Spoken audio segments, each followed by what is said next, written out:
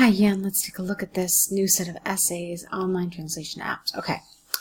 These days, many people have debated whether the language translation applications, no, get rid of the, are beneficial to society or not. In my opinion, I believe that these applications bring several benefits to our social communication, and this essay will discuss both advantages and disadvantages of translation applications with examples from the Myanmar Ministry of Tourism and Samsung to demonstrate views and support arguments. All right, that's fine. Okay, so firstly, there is ample evidence that language translation software could ease communication without the in international businesses such as tourism. The central reason behind this is that when people visit other countries, get rid of to, and it's other countries, this technology allows them to interact with the locals even though they do not understand their language. For example, recent empirical research from the Myanmar Ministry of Tourism proved that 80% of tourists who traveled to Myanmar used Google Translate in order to effectively communicate with people in the country. Therefore, it is conclusively clear that these applications are helping people from different cultural backgrounds as to understand each other. Okay, now let's talk about this just a little bit. Look at the question again. It says benefits, disadvantages, okay, and which outweighs which. So what's really important is that in your paragraphs, you're talking about multiple benefits and multiple disadvantages. So I want to look at this again and see if you did, in fact, talk about multiple benefits. It looks like you didn't. It's because you talked about a central reason that allows people to interact with locals when they travel, and that seems to be it. That's the only real example you gave here. So that's not such a great thing, okay? But let's look at the next paragraph and see what you did there.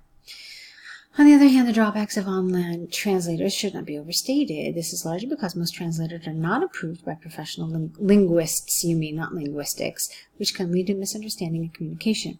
For example, in 2000, get rid of the word year, Samsung launched a marketing campaign, and during this look, here's something you can do to make this just be grammatically a higher level and make also more cohesive at the same time. So check this out. Samsung launched a marketing campaign during which they used the title, Take No Risk. Okay, so look at that. You have campaign, campaign, campaign. So get rid of them. You don't need them all. You just need it here. And then you need to do this, during which they used the title called Take No Risk in the Korean language. However, it was wrongly translated to do nothing in many countries, which resulted in failure to give an effective message to the public. That's a great example. Thus, it is possible to state beyond doubt that unauthentic translation applications can cause detrimental effects to the community. Okay, let's see. So what are the drawbacks here? You talked about one. You basically talked about translation fails, okay? So, which are always really amusing. So, but again, that's one. You talk about misunderstandings. So let's read your conclusion. In conclusion, I firmly believe that although there are some drawbacks, the benefits of online translation applications are more significant. Therefore, it is predicted that if there are no major changes in the IT sector, the online translators will be more popular in the future. Okay, so I liked your essay. It was a good essay. It was a nice essay, but there are problems with it. First of all, you are more in favor of this, right?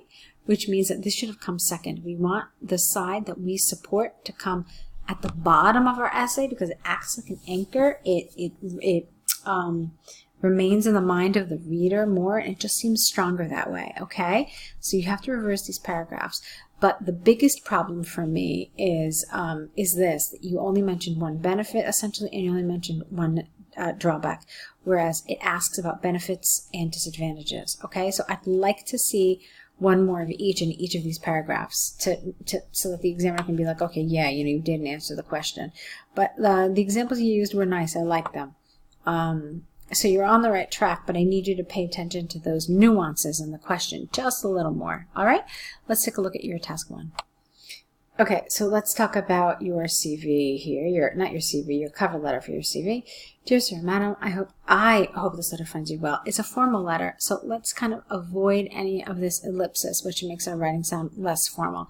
I hope this letter finds you well, which I'm also not a really huge fan of in a formal business letter, because you're not trying to be friendly, you're trying to be professional, so you don't really need to write this at all. Okay, instead it should just start like this. I am contacting you in response to the advert for Senior Naval Architect in Myanmar Times newspaper at this date. Firstly, in terms of qualifications, plural, all right, I graduated from Myanmar Maritime University with a Bachelor of Engineering, capitalize the E, specializing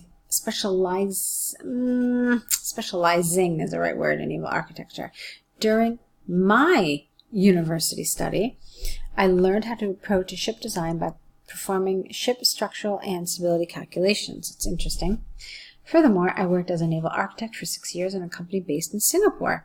The job responsibilities included specification reviews of new vessels, collecting marketing feedback for existing vessels, and analyzing the structural strength of the vessels.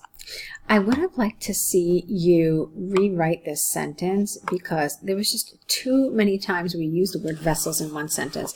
There has to be a way where you could rewrite it, maybe break it into a couple of sentences. You don't have to write such a list here, okay? And this way it's not like vessel, vessel, vessel, because that just gets a little repetitive. All right, therefore, I believe I can effectively implement my technical knowledge in this position. Although there are many subspecializations in naval architecture, preliminary design is my major interest, and if I am given an opportunity to work in this position, I will put all my effort to fulfill your expectation and improve the work standard of the company.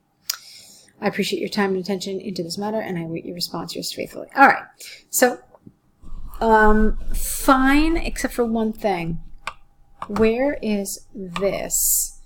I think you were trying to tell me this here, but it came off as kind of flat. It doesn't sound like energy or enthusiasm.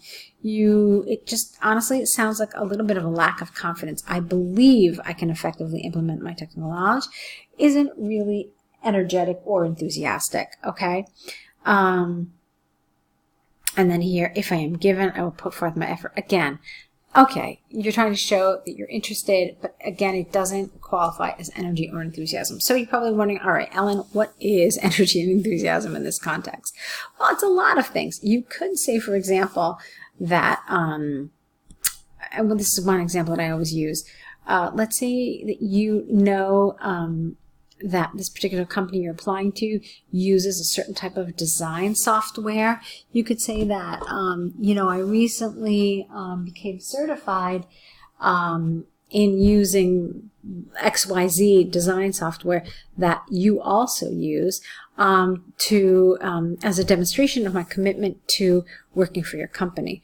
Okay, so anything that really shows you go above and beyond the call of duty and what your responsibilities are, that shows energy and enthusiasm.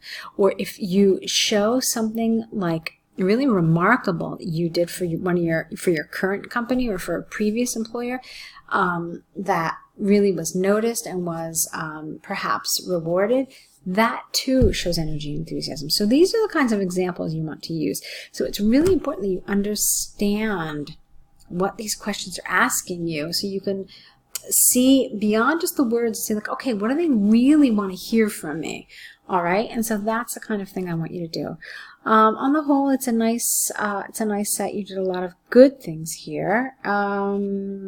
Yes, so go ahead and correct them, return them to us corrected, and let's see what you write next time, okay? Good luck.